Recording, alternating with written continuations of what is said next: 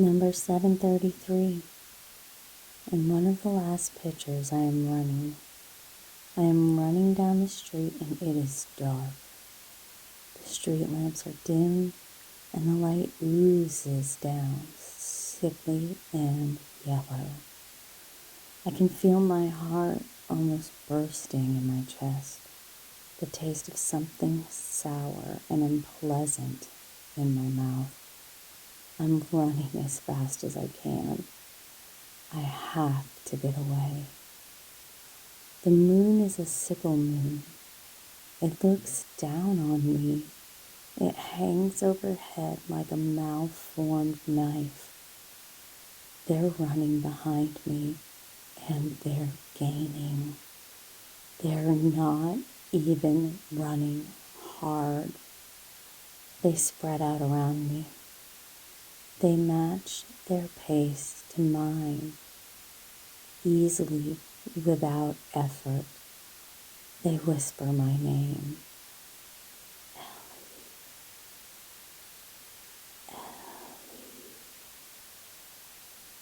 Just ahead is the rusty iron gate to hold the old playground. I used to play on the swings when I was a little girl. They crowd me here. I don't know if kids still use the swings. I stumble through the gate and into the playground. I just have to keep running. But I take a picture then. I can't help it. I take a picture, and it's just me and the gate and that sickle moon, and no one behind me.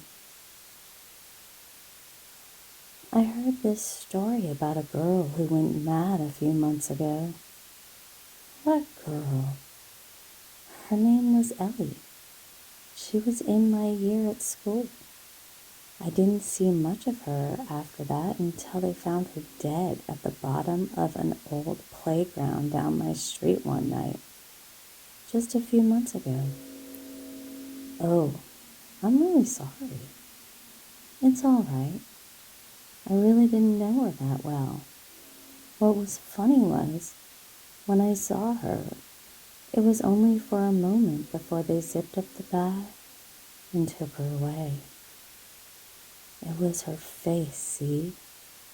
It was the scariest thing I ever saw. Her face. Here, look. Just before they zipped her up, I took a photo. Look. That's disgusting. I didn't put it on Facebook or anything. Are those eyes? What is she doing with her mouth? I think she's screaming. She was still holding her phone when they found her, even though she was broken up pretty bad. My cousin Dan works in the lab, and he said there were thousands of pictures on her phone. Thousands and thousands. He said the police could construct her last few months, almost moment by moment, following the pictures. They were mostly selfies, but some of them were pretty weird. Dan said maybe someone photoshopped them. After a while, they didn't even make sense. That's pretty vain, though, I guess. You know what the really weird thing was, though? What? A couple of days later, I was in the supermarket, and I thought I saw her. She was standing in the aisle by the cereal shelves. She was talking on her phone.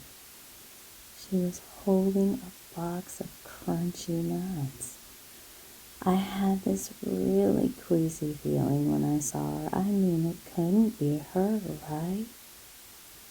Then it was like she knew I was standing there. And she turned and she gave me this smile. She had these uneven white teeth and she had her hair in a short fringe. She used to be really pretty. But when she turned, she looked directly at me, and it was her eyes. They were like eggshells, without pupils or irises. They were just entirely white and empty and flat. And she smiled. "You're making it up." I had a can of Coke in my hand, and it fell down and burst open. There was a mess. When I looked up again, she disappeared. "Did you pay for the Coke?" "Yeah, I paid for the Coke." They buried her a few days later. I didn't go to the funeral. I mean, like I said, I never really knew her all that well anyway.